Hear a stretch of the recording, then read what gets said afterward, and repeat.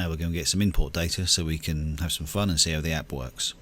So if we click this little button with the steps in it, it'll take us to the import export section. Now you can see inside this section there's a little button here. First we need to go and get the data. So let's click this web link, which will open up a web browser. And if you roll down the page, you'll see two big buttons. One's got the steps on it. Simply give that button a click and then return to the app. Now we'll find that the import button is enabled, and if we give it a click, the little football will spin around to 100% and import all the data. You can now see that the app has changed the settings so that there's 9 players and 3 subs. And that's because that's how many players and subs there were when these steps were built. We now click the green button to enter the pitch. You should see a group of players bunched up and a bunch of opponents on the left hand side. Now we need to click the little menu handle at the top left corner and then click the spanner to open up a few more tools. So here you can see the steps button, which will take us to the steps section. Here you can see a bank slider. There are 20 separate banks for you to build plays and animations into. It's worth mentioning at this point that when we imported the data, it filled up 6 or 7 of the banks with plays that you can practice and play around with. By the time you finish this tutorial, you'll know how to access these example banks and take a look over them. The first 2 are to do with a kick-off scenario, which we're going to look at in a moment. The third one is a corner and how to exploit a midfield player running onto the ball from a corner. The fourth one is a throw-in, trying to run the ball down the line. The fifth one is a defensive goal kick and spans over 2 banks, 5 and 6. The 7th example is something I used last weekend to show the players how the shape of our team needs to be set up for this particular game, our formation, and how we were going to try and hold the shape for the duration of the game in attack and defence.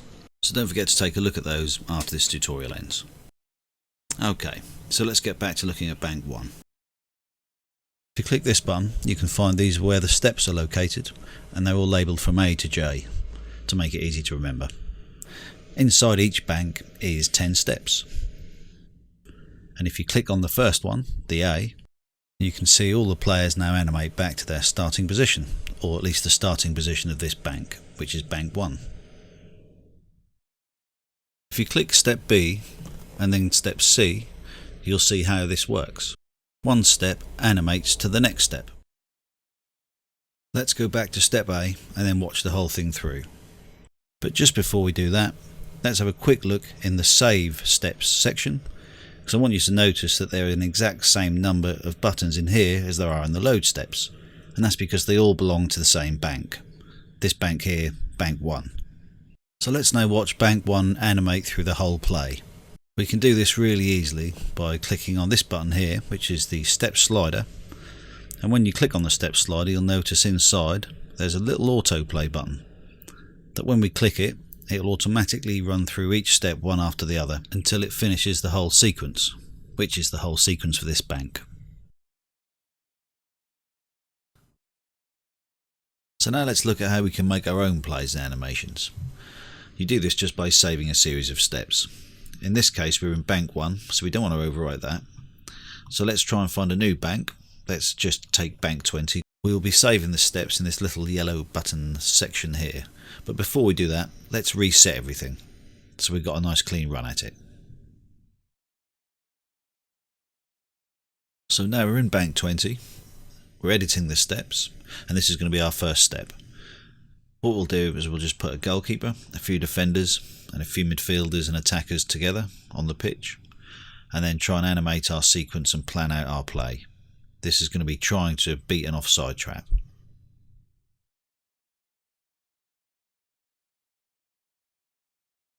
So before we do anything, we'll just move a few players into the positions we want to start our animation in. We'll use this central defensive midfielder to start the play, and they will have the ball. So from this position, we hit the little yellow button, which will open up all the saves for this particular sequence. Now that we are happy with our start point of all the players, we'll click the yellow A step button to lock in all the positions, and this will begin our sequence. Now if we get the CDM to pass the ball out to the right midfielder, if we just move the players up a little bit as if they would do in a real game, and also the defenders would probably move somewhere around this position. And don't worry if you don't get them perfect first time, it's very easy to step back and just adjust them. And now we would click B because it saves the second step of this sequence.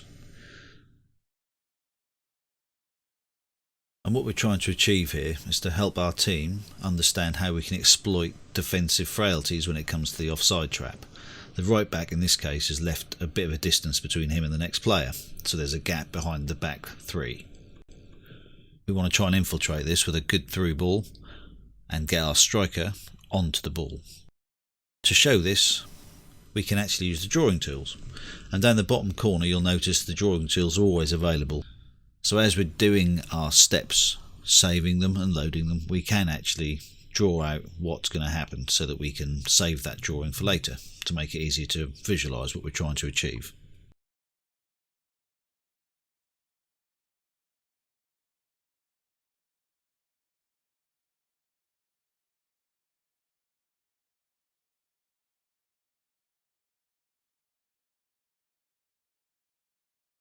So let's just step back to point A and have a quick look at where we started from, and then just play it through so we can get a good idea of what we're trying to build.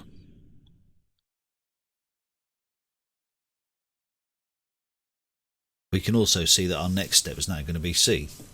So let's move our players into position.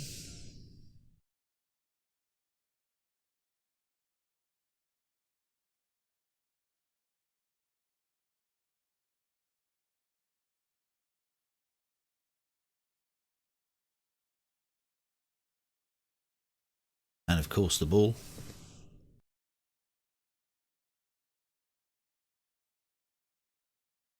And of course the defenders too.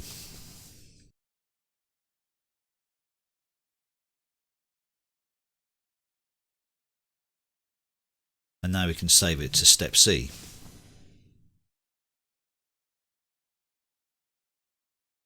Then we carry on and create our final few steps.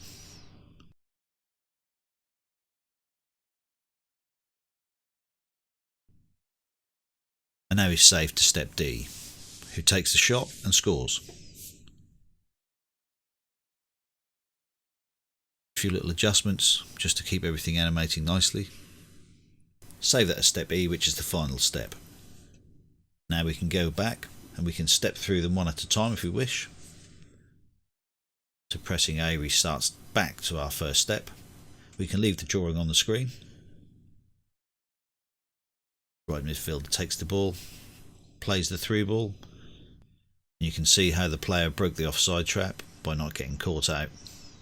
The attacker gets through and finishes, without being offside of course. If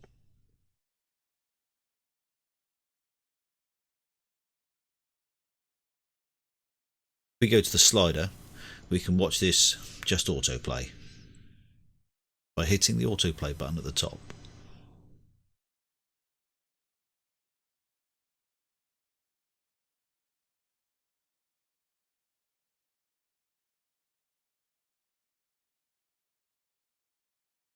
So you can see the usefulness of the colours and the drawings while you're also actually building the animation, so that when you're finished you can use those drawings to display further.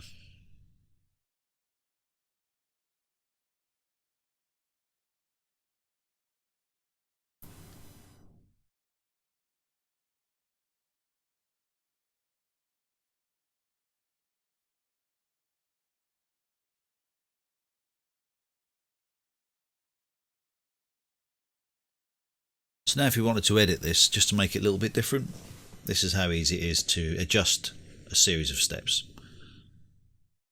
So we play it through. Now this time you can see how we can edit it to make a different outcome. Go one more step forward, use our drawing tools to map out what we're trying to achieve.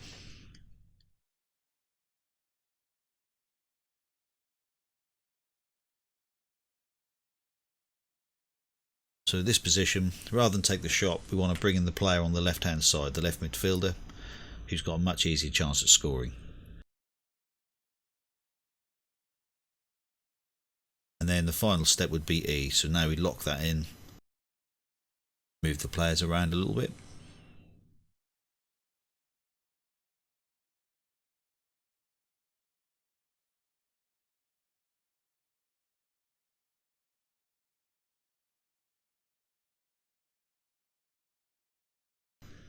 And then F will be the scoring opportunity for the left midfielder. Now if we watch that back, reset to the start, the first position, A, and then autoplay.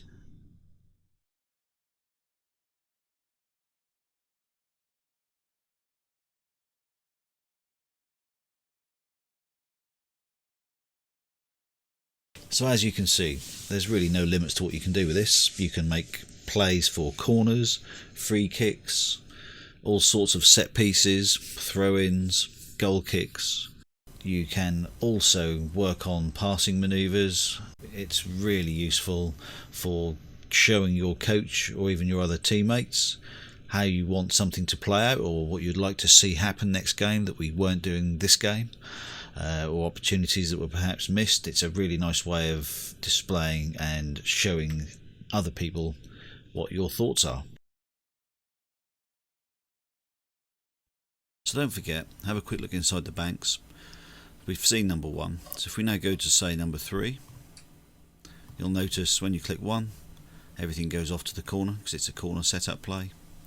And as you'll remember, we can click on the slider, hit the autoplay button, and it'll run through what we're trying to achieve, which is creating space in this area for the CDM to get the shot off. So we take it back to him. It could even go there as well, to this player instead, if the space isn't there. So that's just a little corner example that has 2 different steps in it. That's the second corner just from there. So if we autoplay once the little trail has disappeared, press the play there, and you can see what it does. It plays it straight into the box instead, because this player was marked. So it just gives you a couple of ideas. Another thing that's probably worth mentioning at this point, the trail that we just saw a moment ago, if you want to kind of change that, you can go all the way back to home, into the settings. There's different coloured trails there, but also you can minimise this to a very small number, so it's a very short space of time that the trail shows for. So now we can go back in and see what difference that's made. So if we just go to the steps in the simplest way, and you can see now the trail will disappear a lot quicker. So if that's the effect you're after, then change those settings. If we now go to bank 4, get back to the start, and we can see we've got a throw-in set up here. And what we're trying to achieve here is show players the movement over here, pulling opponents away will create space down the line for one of these players here to make a run into that space. So if we just play this now, you can see the movement, and then obviously creating a chance in front of goal. What you might also find is if you want to change the speed of the animations or even the smoothness, these 2 options here, this one here is the animation smoothness, or the kind of the easing. This one is very straightforward and linear, so if we just check that, and we'll have a look at how these work. We'll also change the time so that it's actually a lot slower, so we can really see the movement of these things. We'll make it very slow actually. So now if we go back to our autoplay, but you'll notice there's no real easing in or out. It's very linear, it's very straight, everything's moving very slowly because we've set it to, but it does give you a chance to see what's actually happening. So that's that part. Now if we change it to one of these are 2 smoothing steps. That one's very smooth. You'll notice it smooths in and out. So let's give that a try. Back to the top, autoplay.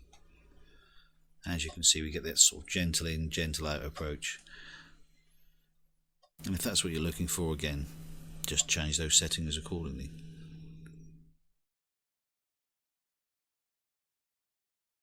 Personally, my favourite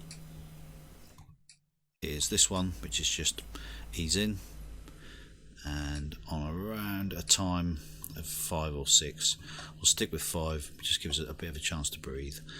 So as you can see by step 4, that was a throw in, and we'll now go to series 5. Series 5 works over 2 parts. So what happens here is we'll go through all these steps. If we go for an autoplay, it's a goal kick. We're very tightly pinned in. The opposition is putting quite a high hard press on us, so we need to try and find a space somewhere on this pitch, and we need to make the space by one of these midfield players or one of the wingers, but in this instance a midfield player moving the opposition away from the area we're trying to get the ball into.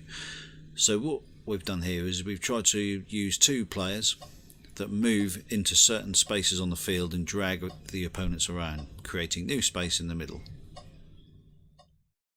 And then we make use of that space, and then we're ready to go on to bank 6. So this particular play spreads over 2 banks, which is really why we've got the 6th one in there, just to show that. Just again, just going to change the time. It seemed a little bit fast to me there to actually see what was happening. So if we go back to our first step, reset everything. Now we play from the keeper again. Notice the trail is a lot quicker now. So as you can see, the players move the opposition around, and now it creates this space that we were looking for. And all of a sudden we're on the counter attack because of the space that's been created. So if we now go to step 6 and then reset it to the first one, you'll notice this time nothing changes because it's a copy of 5J, the last step in bank 5, which is J. The same as the first step here, step A in bank 6. So it's just a continuation. And now if we carry this one along, I know this one is not supposed to necessarily run through. You'll see what it does there.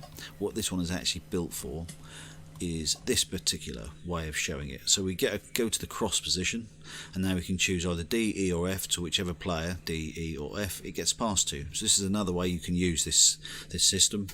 The G is actually going to be the shot on goal. I know this because I remember by the letters. So if I was trying to pass to the right wing back over there, I'd click F, fires it across the face of goal, and then G is the shot. So again, if you were trying to ask players, what do you think we should do here? Who would be the best person to pass to? Who would be the most likely person to receive the pass from this position? And I would say, actually, don't worry about the first guy. Try and find the path through to the centre forward. If the centre forward misses it, there's a good chance the right wing back is going to pick it up. So in my opinion here, the best pass would be E. Try and play it to this person to score the goal. But you can obviously quickly reset that back and say, but in fact, if we did go for the far post and we went for the F, it'll find its way over there, and again, there's a better chance of it actually catching someone else on the way, one of our own players. So it's just a little example of how you can run 2 banks of steps that continue one on from the other. So that's quite nice. And now we've got the final bank, which is just a way of showing the team what shape we're looking to achieve in the game. So if I reset to A again, you'll notice we're setting up as a kind of a 4-1-2-1. So all this really does is just help me explain to the players the sort of shape we're hoping to achieve in this game, from any part of the field, whether it's attacking or defending. Obviously this is in a defensive sort of mode. We've got the right and left wing backs fully back in their positions, and if we go through the steps, you'll notice there's more of a defensive midfield, high attacking, very high attacking, and of course that would be where you've pushed everyone right up. So you can see in that situation, it gives me an opportunity to show the players different areas of the field I want us to try and infiltrate. The wing backs are very high up. In this position, they're not quite so high up, and again, it's just showing shape, and it's showing where we need to be and the sort of way each player will be concentrating on where they've got to look left and right and who they should be seeing. So that's quite useful to show shape. Okay, so I think that's about it. Hope you enjoyed all that. It wasn't too hard going, and yeah, there's some good examples there for you to come up with your own creative plays and animations, and I hope you can find plenty of use for it.